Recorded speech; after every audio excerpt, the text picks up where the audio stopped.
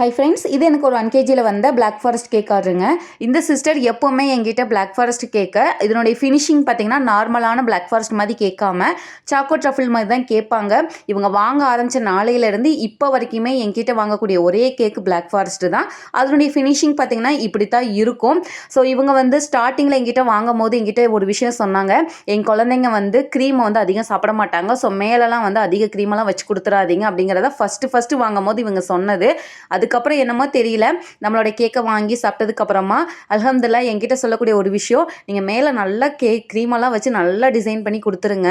உங்களோட க்ரீம் வந்து அவ்வளோ சூப்பராக இருக்குது, வாயில் வச்சதுமே கரையக்கூடிய வகையில் இருக்குதுன்னு சொல்லுவாங்க. ஸோ அல்ஹம்துலில்லாஹ் அவங்க கேட்குற மாதிரி தான் எப்போவுமே செஞ்சு கொடுக்குறதுங்க. எப்போவுமே என்னுடைய கஸ்டமர் ஒன்ஸ் என்கிட்ட வந்துட்டு அகைன் திரும்ப வராங்கன்னா அவங்களுடைய டேஸ்ட்டு, அவங்களுக்கு என்ன பிடிக்கும் அப்படிங்கிறது தெரிஞ்சுக்கிட்டு அது போல தான் செஞ்சும் கொடுக்குறது.